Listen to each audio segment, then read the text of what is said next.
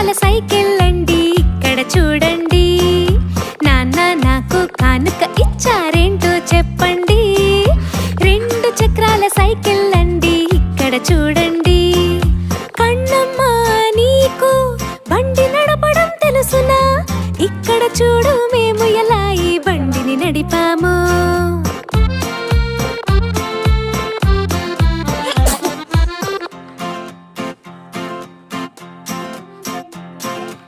అమ్మా